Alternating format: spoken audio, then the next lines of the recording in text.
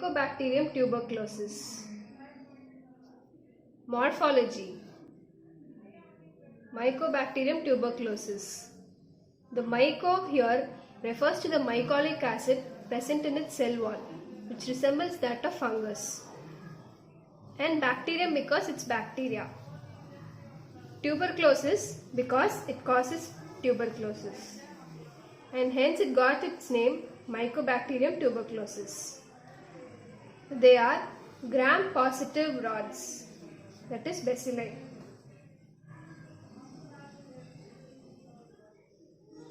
They look like these.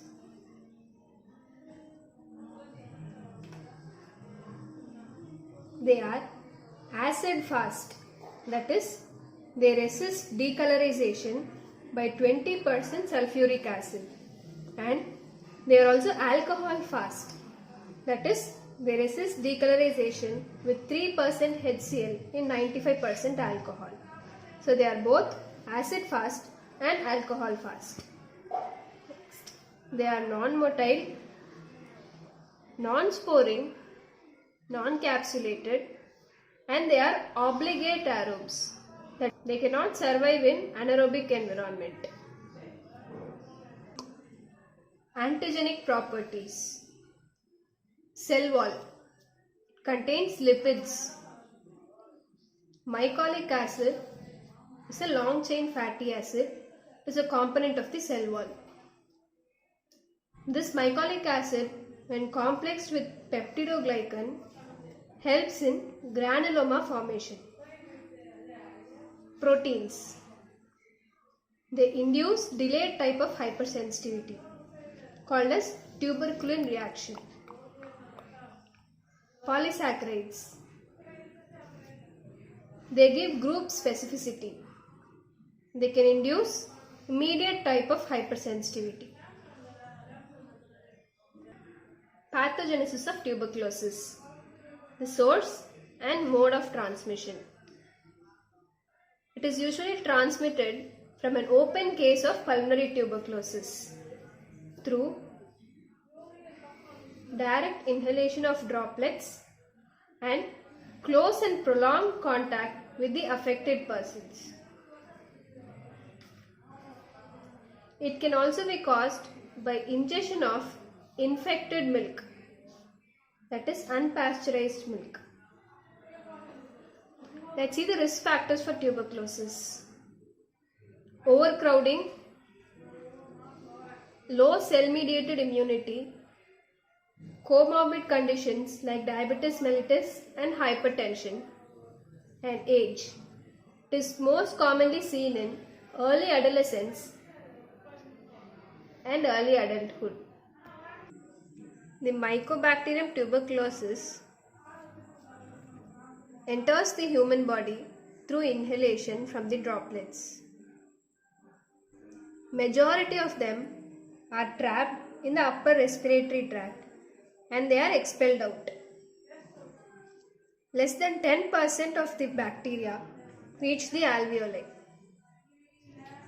And here they are phagocytosed by the alveolar macrophages called as dust cells. This manifests as active tuberculosis only in 1/10 of the individuals. The Mycobacterium tuberculosis increases the intracellular calcium and phosphatidylinositol triphosphate, and thereby it inhibits the phagolysosome formation. The host immune response seen here is mainly cell mediated, and the key cell is CD4+, that is T helper cell. So the T cell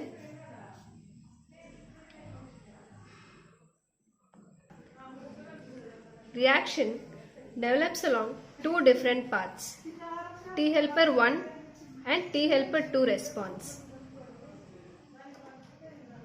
The T helper 1 activation releases cytokines like interleukin 1 and interleukin 2 and interferon gamma, which activate macrophages and they give protective immunity and help in containment of infection. The activation of T helper 2 response leads to production of cytokines like interleukin 4 and interleukin 5, which induce delayed type of hypersensitivity, and they cause tissue destruction and progression of disease.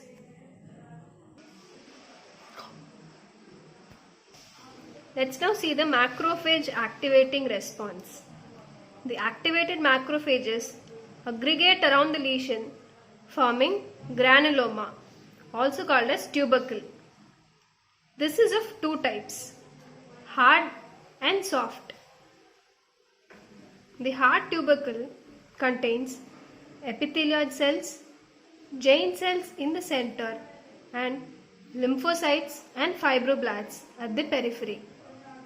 This later transforms into the soft tubercle, which contains central zone of caseous necrosis. Let's now see the tissue damaging response.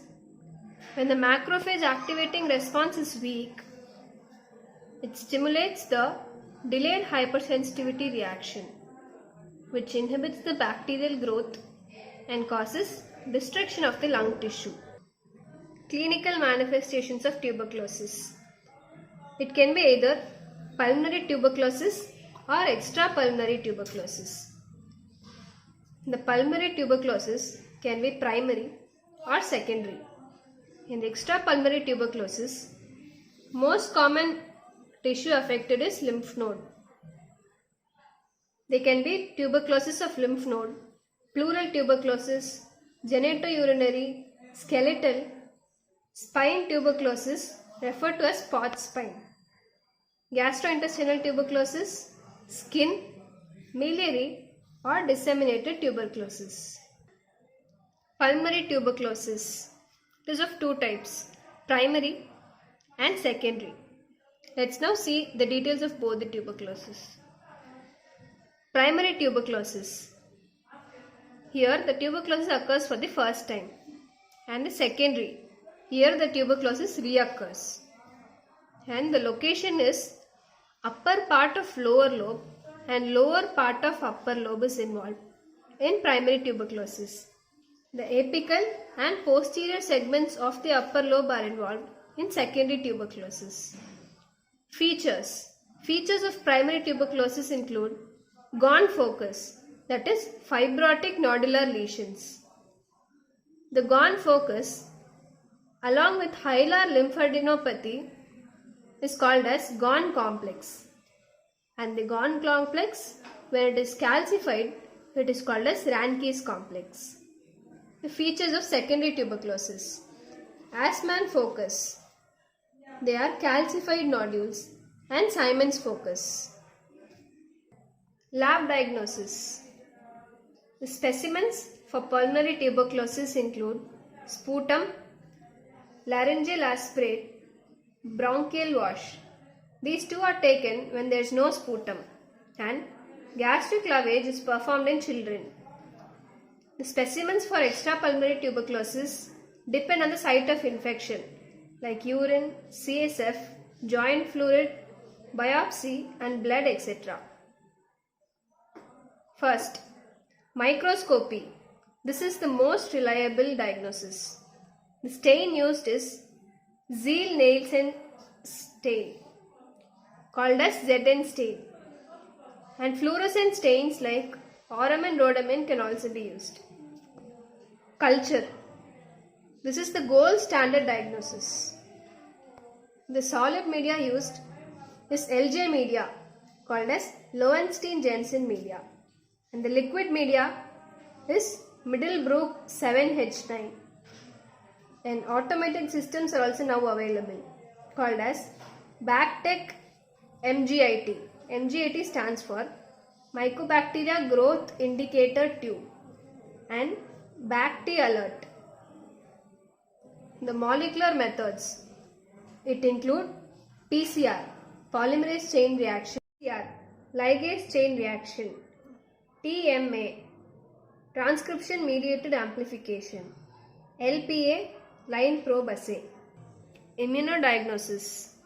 This includes demonstration of hypersensitivity to tuberculoprotein. This is called as tuberculin testing. The method used is Mantoux test. Here, 0.1 ml of purified protein derivative containing 5 tuberculous units is injected intradermally, and it is examined 48 to 72 hours later. If the induration is greater than or equal to 10 mm, this means the test is positive. If it is less than 5 mm, it is negative. And between 6 to 9 mm, the test is equivocal, that is, it is ambiguous. And the induration is measured at its widest point transversely to long axis of the forearm. Treatment for tuberculosis. HRZE regimen. This is the latest one according to National Tuberculosis Elimination Program 2019. H stands for isoniazid, R stands for rifampicin, Z for pyrazinamide, and E for ethambutol.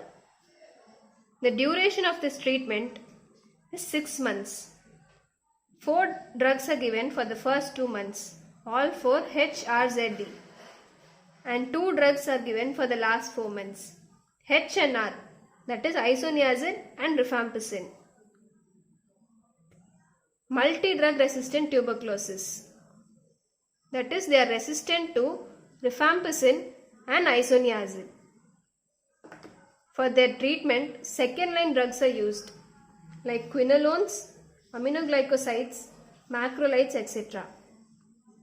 XDR tuberculosis, extensive drug-resistant Mycobacterium tuberculosis, which means the multi-drug resistant tuberculosis, which is resistant to isoniazid and rifampicin, is also resistant to any fluoroquinolone plus one among the 3 injectable second-line drugs, that is one among amikacin, kanamycin and capreomycin. Prophylaxis. General measures to be taken are adequate nutrition, good housing, and health education should be provided. Immunoprophylaxis includes BCG vaccine, Bacillus calmette-guerin, BCG. This is an intradermal injection of live attenuated vaccine of Mycobacterium bovis. This is given immediately after birth or as early as possible, before 12 months. And the immunity conferred by this may last for 10 to 15 years.